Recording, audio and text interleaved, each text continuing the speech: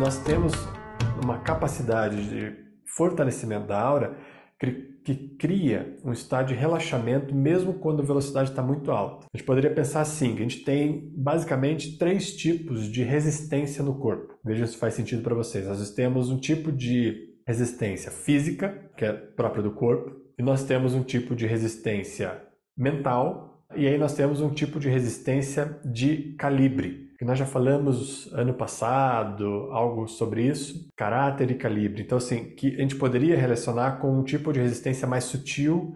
Grosseiramente, a gente poderia falar de uma resistência espiritual. Então, uma resistência física, uma resistência mental e uma resistência espiritual. Quando o nosso corpo tem um tipo de resistência que depende, muitas vezes, né, quem perde a resistência antes aqui nesse processo todo é a mente. A mente é que primeiro perde a resistência. O corpo aguenta bastante, ele segue bastante, só que ele tem consequências. Então eu lembro também de uma vez que eu vi uma palestra do Yogi Bhajan que ele falou o seguinte, ele falou que ele estava conduzindo aulas, fazia mais de 18 dias e que ele estava dormindo muito pouco durante todos esses 18 dias, ele tinha viajado, e que ele estava exigindo muito mais do que o corpo dele podia dar. Como consequência, ele sabia que dali uns dias ele iria ficar doente, que era uma consequência da exigência que ele estava promovendo sobre a resistência do corpo dele. Ele ultrapassou a resistência natural, porque ele tinha um outro objetivo naquele momento, e como consequência ele sabia que o corpo dele ia adoecer. Então é quase que uma matemática também.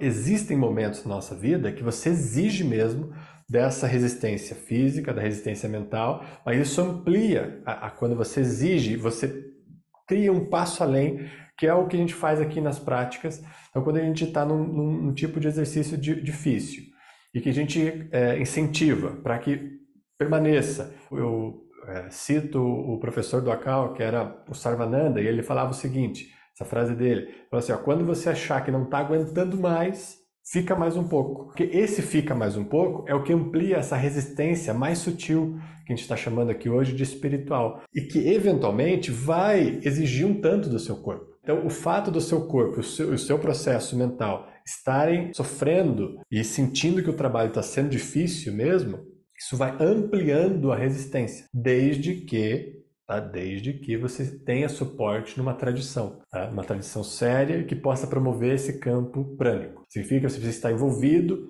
e ter uma prática sua própria que você possa manter sempre. Então, o que eu sempre dou de conselhos para as pessoas é: escolha uma meditação, pelo menos, ou um mantra, algo que te toque profundamente. E aí, como conselho pessoal, eu diria assim, os Shabads são os mais especiais na minha concepção para isso. Escolher um dos Shabads e que você faça esse Shabad todos os dias da sua vida.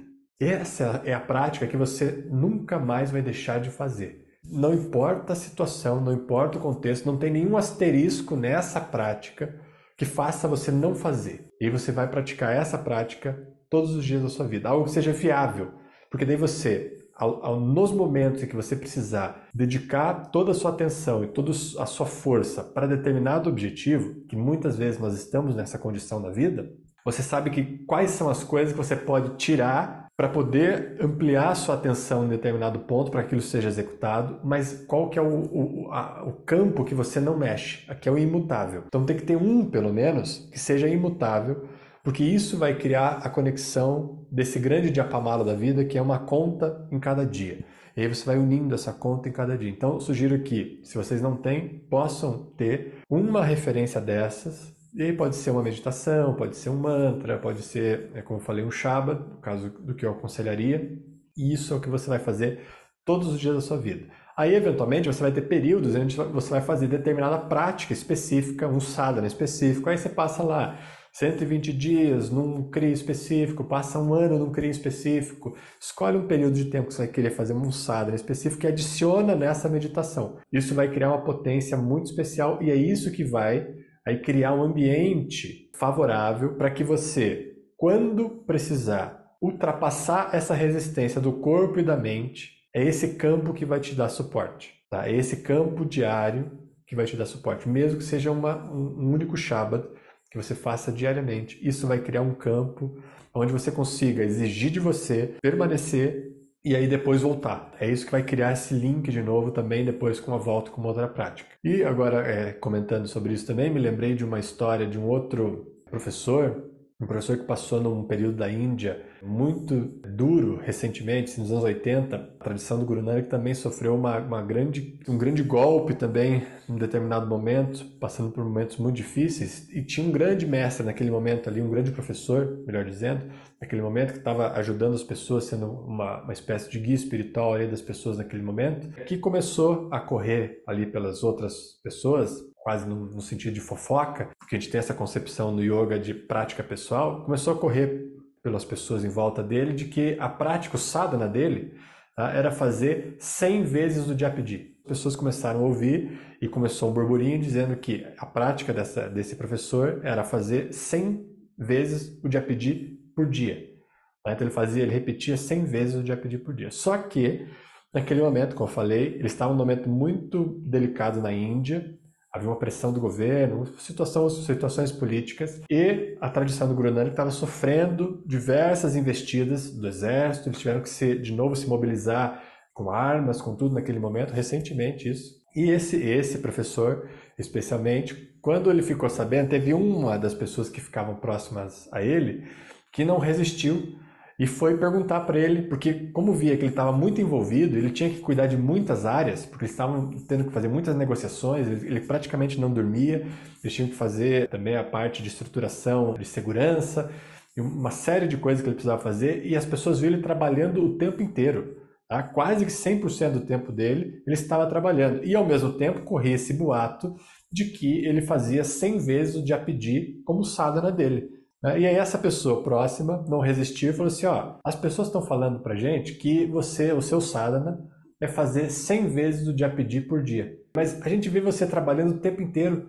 Você é o que está antes de todo mundo, você é o que sai depois.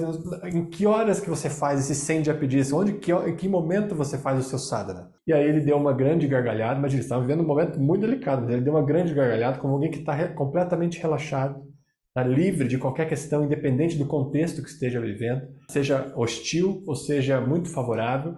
Ele deu uma grande gargalhada, pegou a cabeça dessa pessoa e colocou no coração dele. E quando ele colocou a cabeça dessa pessoa no coração, essa pessoa encostou o ouvido no coração dele e começou a ouvir o Japji sendo recitado nas vibrações do coração dele.